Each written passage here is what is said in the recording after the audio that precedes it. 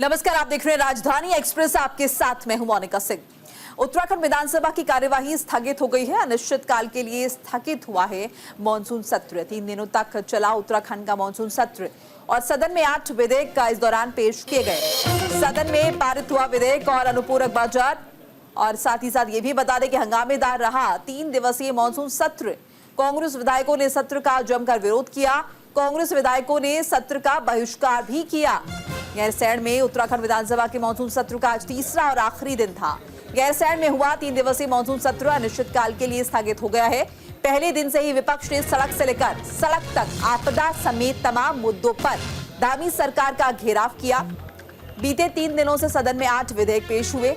वहीं तकरीबन 5000 करोड़ का अनुपूरक बजट भी पेश किया गया था। आज सदन में बजट पारित कर दिया गया है। वहीं विपक्ष ने भी सरकार को घेरने की रणनीति बनाई। कांग्रेस विधायकों ने प्रदेश में आई आपदा से प्रभावितों को उचित मुआवजा देने की मांग को लेकर विधानसभा के बाहर धरना प्रदर्शन किया।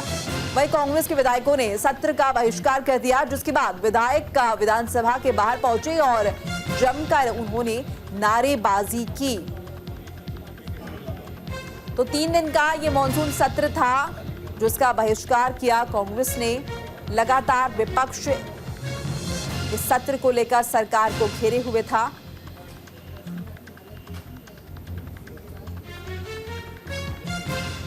आठ विधेयक का इस सदन में पेश किए गए हैं, इस सत्र में पेश किए गए हैं और अनुपूरक बजट भी इस सत्र में पेश किया गया है। तो देखिए आप कौन कौन से विधेयक पेश हुए थे ये भी आपको बता दें। उत्तराखंड उत्तर प्रदेश नगर पालिका अधिनियम 1916 संशोधन विधेयक 2024। इसके अलावा उत्तराखंड उत्तर प्रदेश नगर निगम अधिनियम 1959 संशोधन विधेयक 2024। उत्तराखंड लोक तथा निजी संपत्ति क्षति वसूली विधेयक 2024। ये तमाम आपको विधेयक बता रहे हैं जो कि इस दौरान पेश किए गए। उत्तराखंड राज्य विधानसभा विविध संशोधन विधेयक 2024। उत्तराखंड उत्तर प्रदेश जमींदारी विनाश और भूमि व्यवस्था अधिनियम 1950 संशोधन विधेयक। उत्तराखंड राज्य क्रीड़ा विश्वविद्यालय विधेयक 2024। उत्तराखंड कामगार और सुधारात्मक सेवाएं विधेयक 2024। विनियोग विधेयक 2024। तो ये तमाम वो 8 विधेयक थे जो कि पारित किए गए इस मॉनसून सत्र के दौरान। हालांकि लगातार विपक्ष जो है हंगामा करता रहा। विपक्ष लगातार जो है हंगामा बरपाता रहा।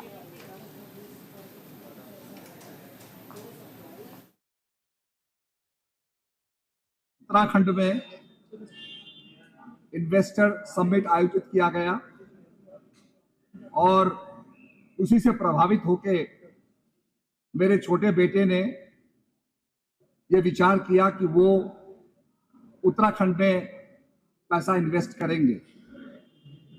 उसी विचार के तहत उसने पॉसिबिलिटीज को एक्सप्लोर किया और उसने टाडा के अंतर्गत जो टेंडर निकले थे जिसमें 25 लोगों ने टेंडर लिए थे, बोट के टेंडर थे, क्रूज के टेंडर थे, तो उसने एक छोटे क्रूज के लिए, छोटी बोट के लिए एक टेंडर के लिए आवेदन दिया।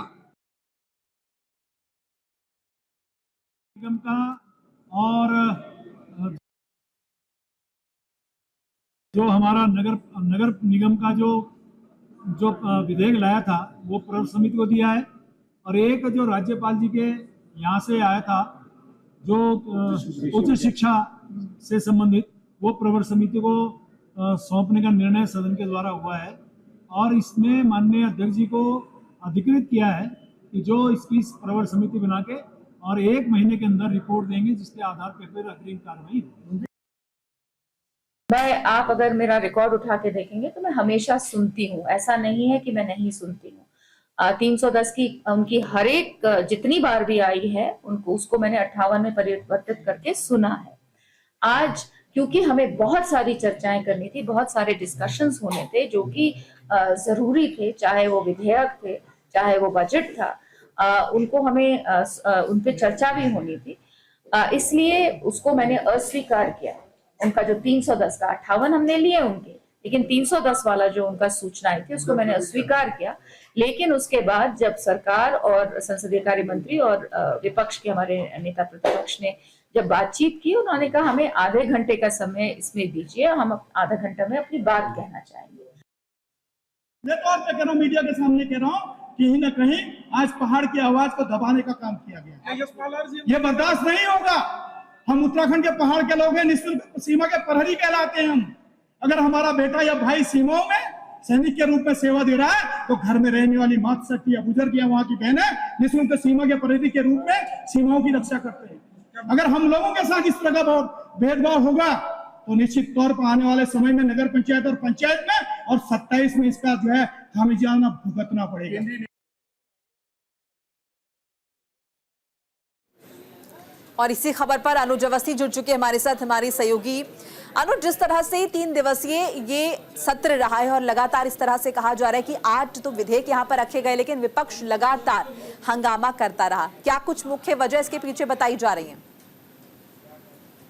बिल्कुल, जिस तरीके से 3 दिवसीय सत्र मोनिका आज समापन हो गया है 3 दिवसीय सत्र का विधानसभा गैरसैंण में, विपक्ष लगातार हमलावर था। विपक्ष लगातार इस बात को बोल रहा था कि सरकार जो सदन है उसको क्यों नहीं चला रही है, जो सत्र है उसकी जो अवधि है वो क्यों नहीं बढ़ा रही है। साथ ही साथ अगर बात करें, विपक्ष ने बीच में वॉकआउट भी कर दिया था, क्योंकि नियम 310 के तहत जब आपदा का मामला आया तो विधानसभा अध्यक्ष ने सरकार के दबाव में आकर के उस मामले को खारिज कर दिया। विपक्ष इसी बात को लेकर के नाराज हुआ और उन्होंने सदन के बाहर वॉकआउट कर दिया।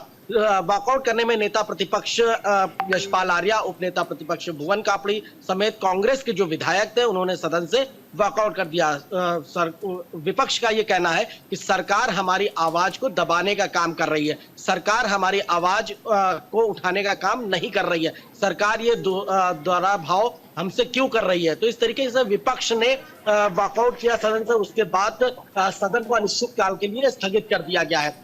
सबसे मेन बात ये रही है क्योंकि इस सदन में करीब करीब 9 विधेयक पास हुए हैं और विधेयक के साथ साथ जो बजट है, करीब 50,000 करोड़ का जो बजट है वो पास किया गया है। उत्तराखंड में अलग अलग विभागों में अलग अलग मदों को लेकर के पैसा डिवाइड किया गया। शहरी विकास हो, पेयजल हो, सूचना विभाग हो, इसके अलावा अगर बात करें पीडब्ल्यूडी विभाग हो, पेयजल हो, सड़क हो, बिजली उत्पादन, मतलब तमाम चीजों में ये जो बजट है वो डिवाइड किया गया। अलग अलग मदों में, अलग अलग डिपार्टमेंटों में ये बजट जाएगा।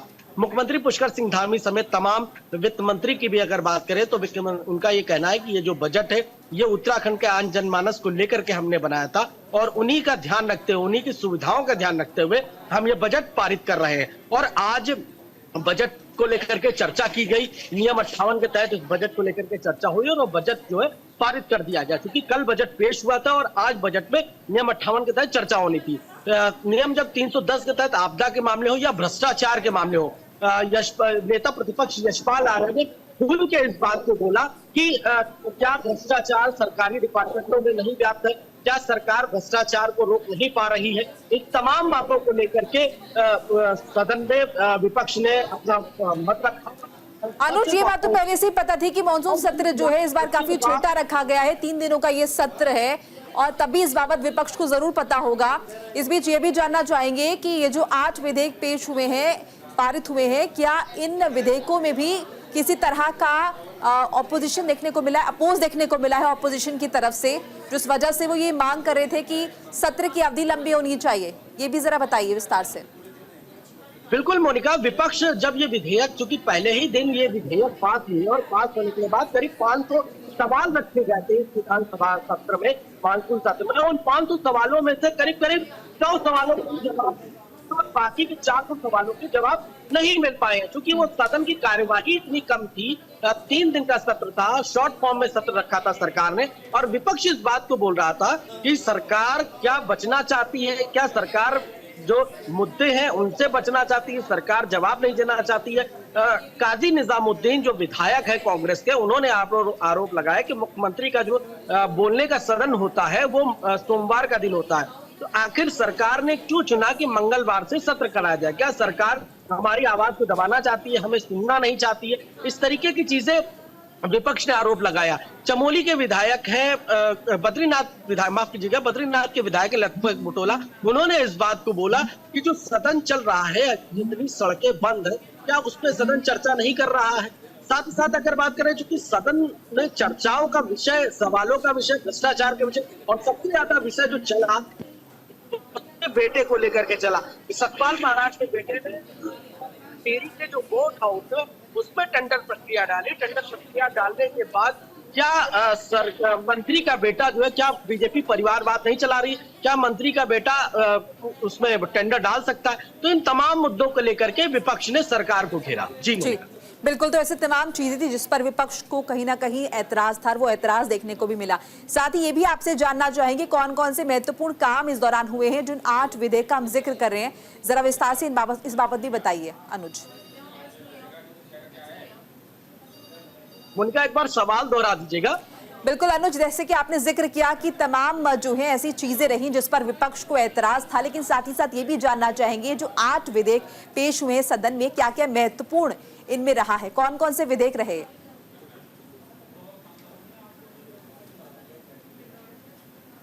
उनका जिस तरीके से विधेयक पास होने के बाद सरकार ने इस बात को बोला कि हम उनको हम जो बजट के माध्यम से उत्तराखंड की जो समस्याएं उनको दूर करना चाहते हैं, उत्तराखंड में डेवलपमेंट स्ट्रक्चर लाना चाहते हैं। साथ साथ एक और चीज बजट में देखने को मिली, जो अयोध्या में उत्तराखंड भवन बन रहा है उसको लेकर के भी मत जारी किया गया कि वहां का जो भवन है, चूंकि उत्तराखंड के लोग अयोध्या जाते हैं, श्री राम मर्यादा पुरुषोत्तम श्री राम के दर्शन करते हैं, तो इसको लेकर के उत्तराखंड के लोग वहां परेशान ना हो, इसको लेकर के उत्तराखंड भवन वहां पे बनाया जा रहा है, जिसको लेकर के उस मद में पैसा भी दिया गया। तो ये बजट पूरी तरीके से देखा जाए, ऐसा ही विधानसभा अध्यक्ष ने इस बात को बोला कि मैं विधानसभा अध्यक्ष भी हूं, प्रधानमंत्री नरेंद्र मोदी ने हमें स्पीकर के तौर पे यहाँ पे दिया हुआ है। साथ ही साथ अगर बात करें, मैं कोटद्वार से विधायक भी हूं, तो मेरे पास दोनों जिम्मेदारी है, क्योंकि ये सदन की गरिमा है और सदन की गरिमा को विपक्ष को बनाए रखना चाहिए। जब बात आती है मित्र विपक्ष को लेकर के, तो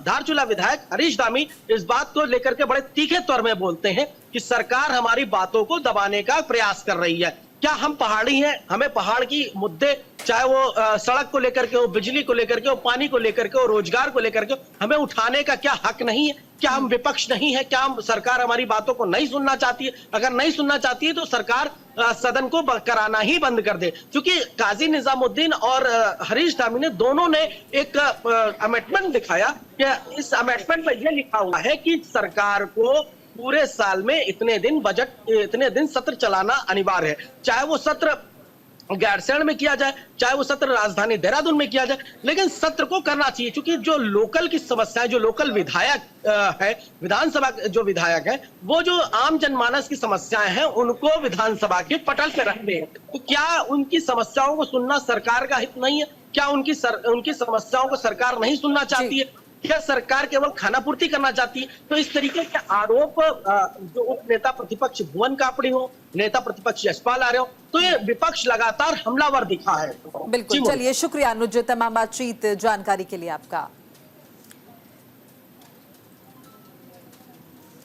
तो उत्तराखंड विधानसभा की कार्यवाही स्थगित हो गई है, सदन में पारित हुआ है विधेयक और अनुपूरक बजट भी, और इस दौरान विपक्ष लगातार हमलावर दिखा। कुल 8 विधेयक सदन में पेश किए गए हैं 3 दिन के मॉनसून सत्र के दौरान।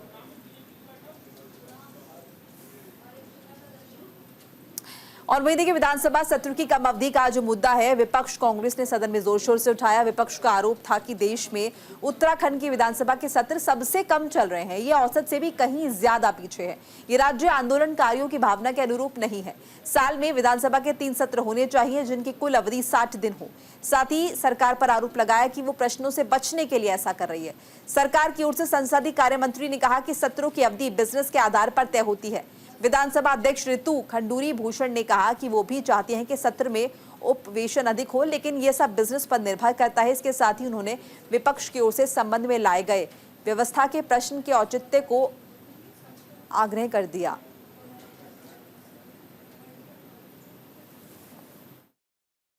बिजनेस सरकार लेकर आती है,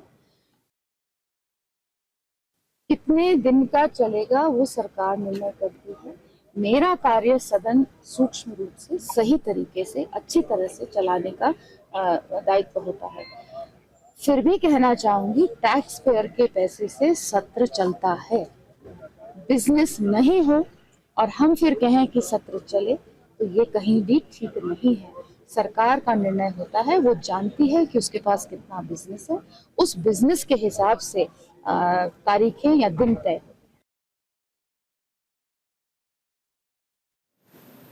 पूर्व सीएम हरीश रावत ने एक बार फिर गैरसैंण राजधानी का शिगुफा छेड़ दिया है।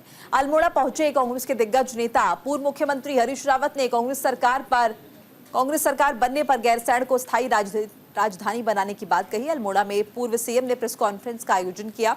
उन्होंने कहा कि पूर्व में कांग्रेस सरकार ने गैरसैंण विधानसभा भवन बनाने के साथ ग्रीष्मकालीन राजधानी बनाने का काम किया। इसी दौरान पूर्व सीएम ने बीजेपी सरकार की आलोचना करते हुए कहा कि बीजेपी के राज में ग्रीष्मकालीन राजधानी कहां है, दिखाई नहीं दे रही। हरीश रावत ने दावा किया कि सरकार के खिलाफ राजधानी को लेकर अभियान चलाएंगे। वहीं निकाय चुनाव में देरी पर चिंता जताते हुए हरीश रावत ने कहा कि राजनीतिक कारणों से निकाय चुनाव में देरी हुई है। उन्होंने चेतावनी देते हुए कहा कि अगर इसमें अब विलंब हुआ तो कांग्रेस सड़कों पर उतरकर आंदोलन करेगी।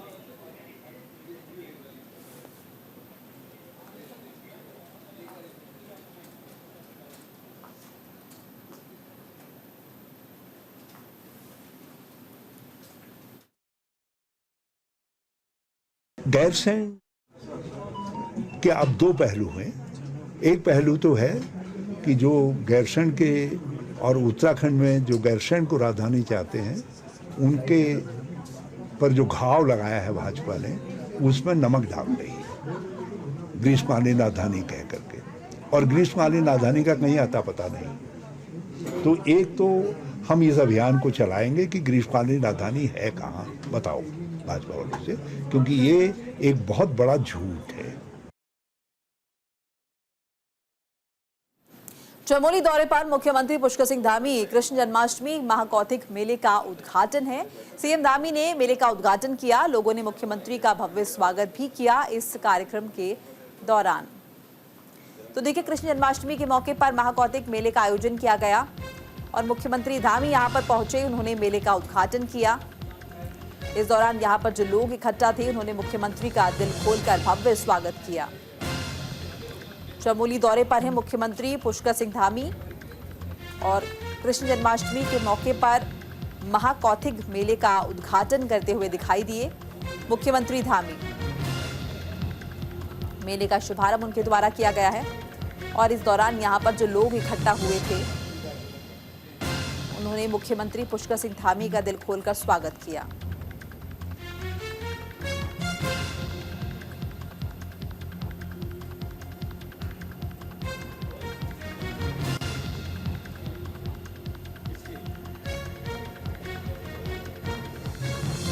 चमोली दौरे पर हैं उत्तराखंड के मुख्यमंत्री पुष्कर सिंह धामी। और देखिए, सोमवार को कृष्ण जन्माष्टमी है और कृष्ण जन्माष्टमी के मौके पर उत्तराखंड के लोगों के लिए महाकौतिक मेले का उद्घाटन किया गया। उद्घाटन करने के लिए खुद मुख्यमंत्री पहुंचे थे।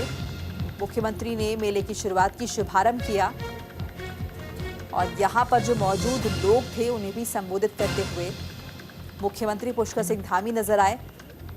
न सिर्फ कृष्ण जन्माष्टमी की बधाइयां उन्होंने दी, बल्कि साथ ही साथ महाकौतिक मेले के बारे में भी लोगों को बताया।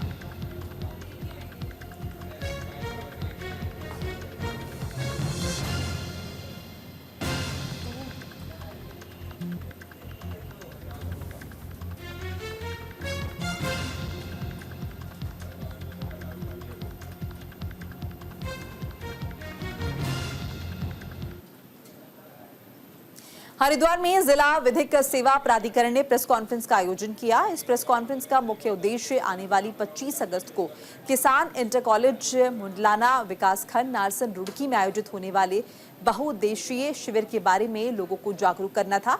सिविल जज और जिला विधिक सेवा प्राधिकरण की सचिव सिमरनजीत कौर ने इस बाबत जानकारी दी। इस शिविर में जनपद के सभी विभाग शामिल होंगे। शिविर का उद्देश्य विधिक जागरूकता बढ़ाने के साथ साथ केंद्र और राज्य सरकार की ओर से संचालित कल्याणकारी योजनाओं की जानकारी देना है। इसके अलावा शिविर में सामान्य स्वास्थ्य परीक्षण की सुविधा भी उपलब्ध कराई जाएगी, जिससे ज्यादा से ज्यादा लोगों को लाभ पहुंच सके।